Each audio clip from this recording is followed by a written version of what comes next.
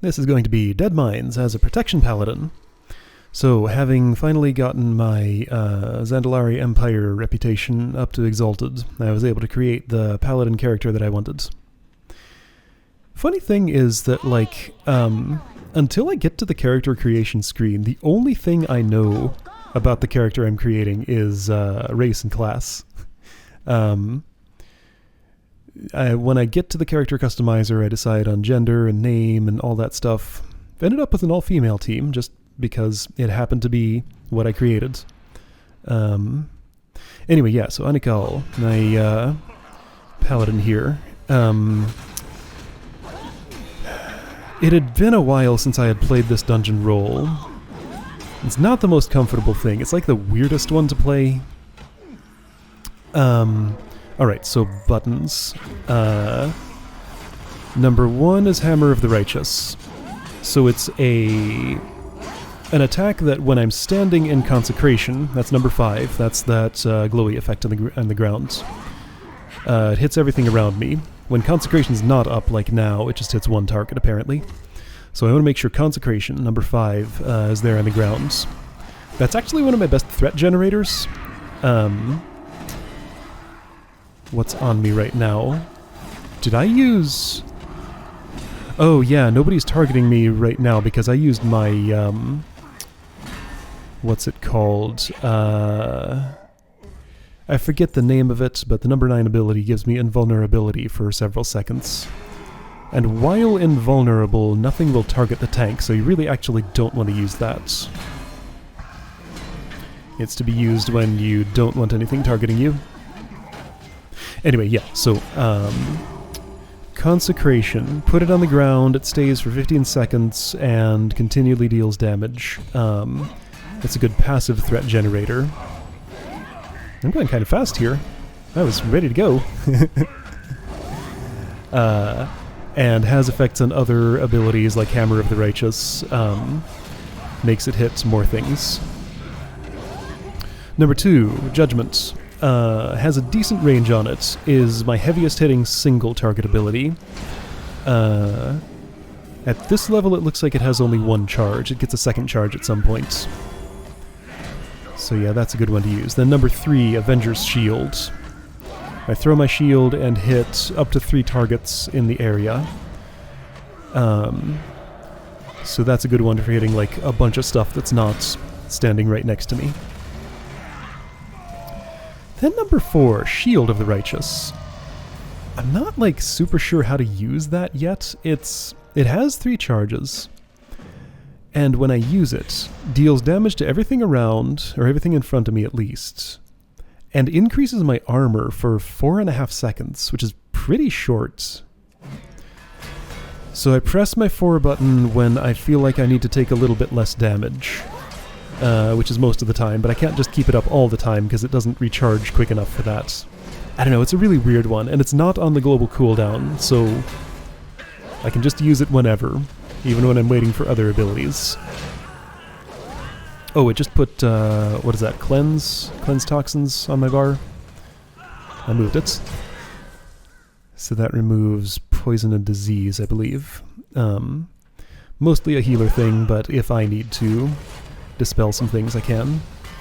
So it's not actually a dispel, it doesn't remove magic effects. Anyway, taking some damage. Back when I was, let's see, I think that's a Holy Priest. I hear Holy Priesty sounds.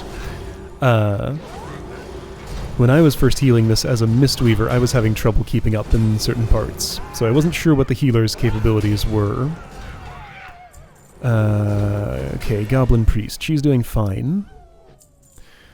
Who else is in my party? I just kind of went. I wasn't paying that much attention. I mean, I probably was at the time, but now reviewing, I don't know. So some sort of shaman, looks like elemental. I see an arcane mage. What's that other one? Is it another paladin? No, that's not a paladin. What is he? Ripso. What are you? That is another paladin? No, it's a warlock. Okay, got it. At least I think. I see shadowy looking stuff happening there. Right, anyway, so, yeah, as the tank, I'm getting more comfortable as I do more dungeons, but, like, I have to be the group leader, go out in front, know where to go and what to do when you get there, hold threat on all the enemies, pay attention to if anybody has found some trouble elsewhere. Oh right, that's my zero ability. That's Hand of Reckoning. It's pretty much a standard taunt. So just use it and the thing will... I'll get as much threat as the thing that the thing I'm targeting was attacking, and then it's forced to attack me for at least a few seconds while I can build up my own threat meter on it. So yeah, point of the tank is to hold threat on everything, make sure I'm the primary target that everything is attacking, receive the bulk of the healing, and just do your best to stay alive. This priest's mana bar is just not going down. Huh. Okay, so holy priests at this level, at least this particular one, is not having any mana problems. She's not keeping me completely topped off, but I guess I'm used to that. I was fine with engaging this boss as it was.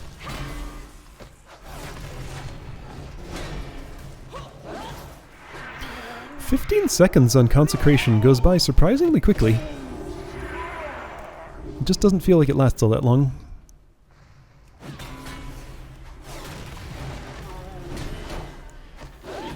So yeah, I'm still not... Oh, right. She found some sort of trouble. I don't know where that Oflaki came from. Must have already been in the room and I just missed it while I was going for the lumbering oaf. I didn't really notice. So yeah, not much I can do as far as I know for the person who gets Helix Gearbreaker thrown onto them. They're gonna take a bunch of attacks, just has to be healed through. I can't, like, peel him off and put him on me or anything.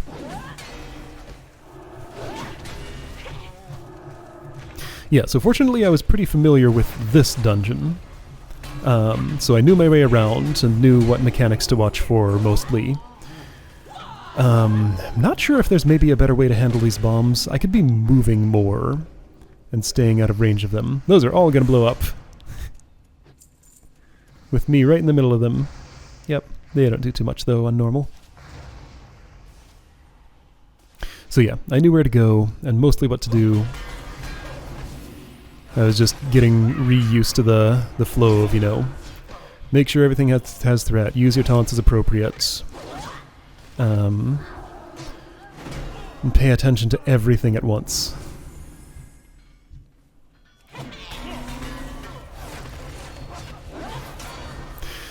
So, I think because the tank has so many considerations, their abilities have been made relatively simple.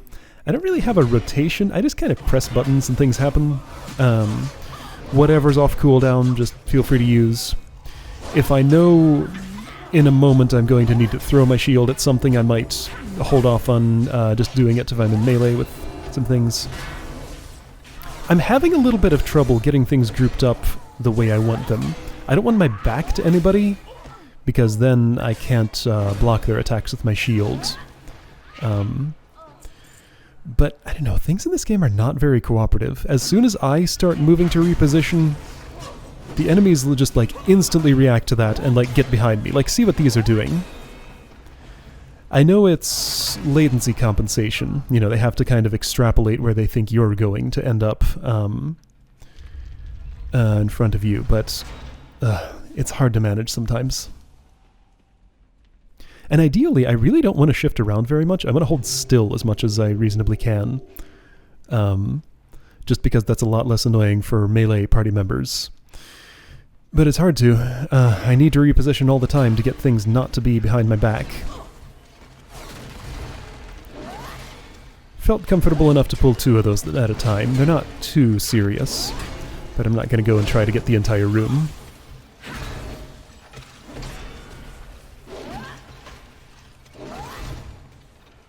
You can get into these, apparently, and ride them as a vehicle. I never do. I think I did it once by accident. A couple of people there are.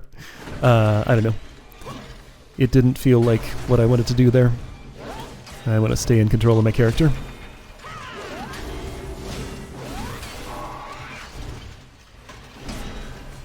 Oh yeah, right, and number 7 there. I don't know if I've used it at all. That's Hammer of Justice. So it's a short to medium range stun for like 6 seconds or something. No, it's less than that. Is it less than that? I don't know, a few seconds for things that are susceptible to stun. Okay, so a bunch of engineering stuff in there. This character does happen to be an engineer, so that's handy. Oh, and as an engineer, I wonder if I can... Okay, somebody rode one of those things to death. That's fine. I saw Overdrive. Looks like a nasty whirly attack.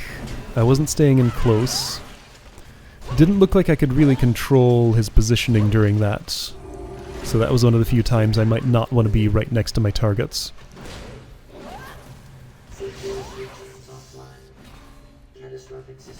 I finished that cast of Harvest, but didn't actually do anything about it. I think we were killing him fast enough that it didn't matter. Probably would have been heavy damage on his chosen target if we'd let it go off. Yeah, so I can use engineering to harvest some stuff out of there. Just a grey item that I can sell, but still. It's something at least. There's some kind of powder kegs that are absorbing my shield throw.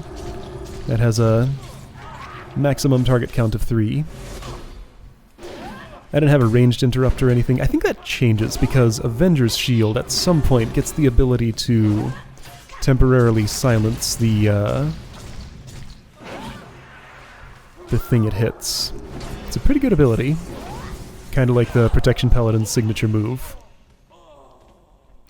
That red bubble there boosts the damage taken and received of everything inside it. I think that's right. Or sorry, taken and received. Damage dealt, and actually I'm not so sure about damage taken. It might only increase damage dealt. So when I see it come up, the ideal thing is to drag the thing that created it out of the bubble, then stand right at the edge of it while the enemy is outside it.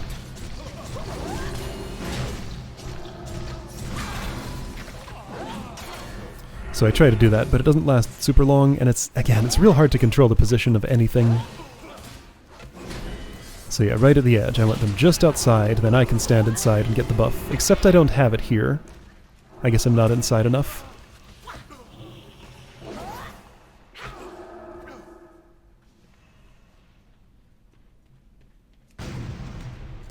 Yeah, this does look a little messy. Really just overall, the tank's role is to tame the chaos of the dungeon that's going on.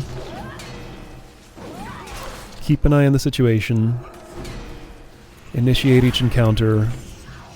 And keep it from becoming too much of a mess.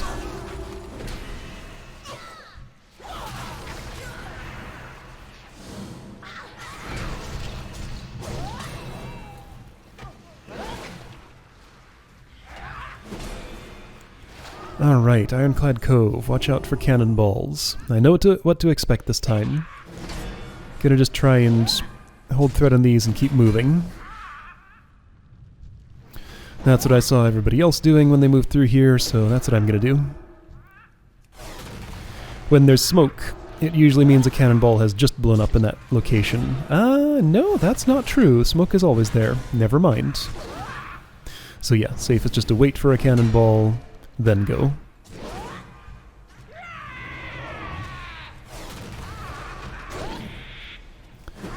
Because as I saw when I was playing a healer, if you get hit by one of those, you can be knocked all the way down into the water, and then have a long swim to get back to the group. Looks like our mage managed to have that happen. That's fine. Mage is non-essential. She can catch up. And she already has. I think she knew a better way out of the water than I do. There's a way to get out at that last pile of dirt there that I just climbed up from. I just didn't know that back at the time. Apparently you can get into these cannons? I don't know why you would.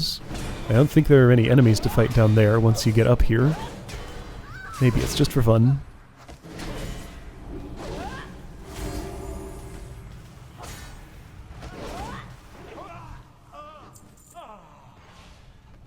One thing I don't like about the hairstyle I chose for this character is that her braid sticks through her shield when it's on her back. They just don't work well together. But I don't know, I looked at the other hairstyles and didn't like them as much. So just have to deal with the annoyance of the models not really working together. When the shield's in my hand, it's fine. But when it's on my back, it looks kinda silly.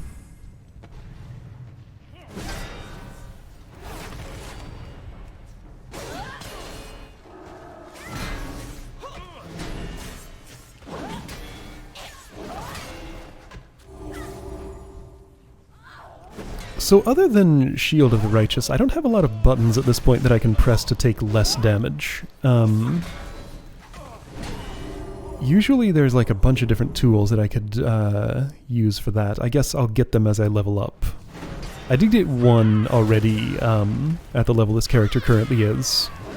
I forget what it's called, but yeah, it just reduces all damage taken by like 20% for a few seconds. So that one's nice.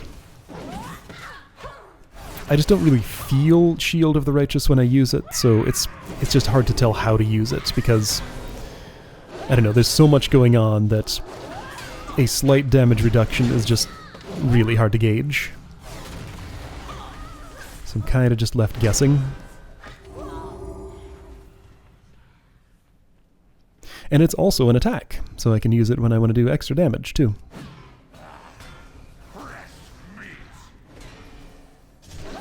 Should probably be using it more. I'm just letting it sit there at 3 charges a lot of this time.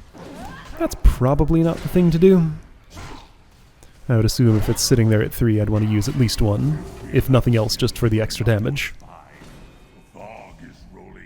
And so that it can have the chance to be recharging.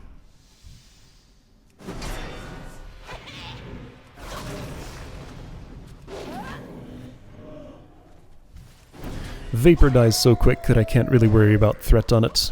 Just everybody kill it as soon as it comes up, and it's not a problem.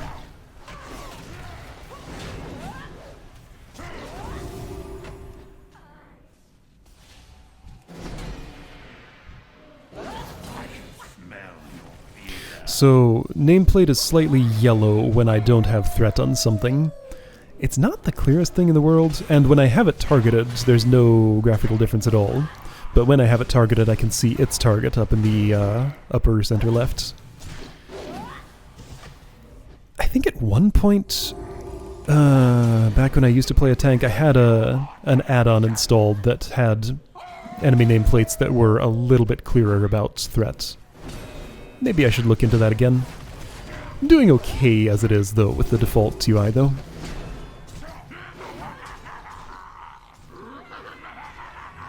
I don't like to run with a whole bunch of add-ons, so I mostly don't bother. Until it is too late.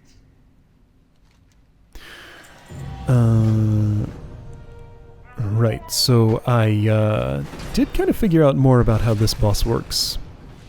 He just sits in his cauldron, throws food out, and I can't really take much advantage of this as a protection paladin. But if you're a caster or something, if you click on the good food, it gives you an enormous haste buff. So if you eat like 3 good foods, you can just cast spells ridiculously quick here. It's a lot of fun. It's a really good feeling fight if you have like as my fire mage. I got a huge amount of haste and was just able to fireball after fireball with like no delay. It's pretty cool. I don't know if he's doing any actual attacks. Doesn't seem like it. That's just a weird bonus boss that's just for fun. Quickly. I'm not sure how you would get killed by Captain Cookie. Maybe it's possible. Maybe by eating the rotten food. My shield just came from somewhere. I don't know where it was, but it came back to me. Sometimes that happens. It just like shoots off into infinity and then comes back a minute later. Anyway, yep, so that's Deadmines. Sure we'll be seeing plenty more of that character in the time to come. I'll see you then.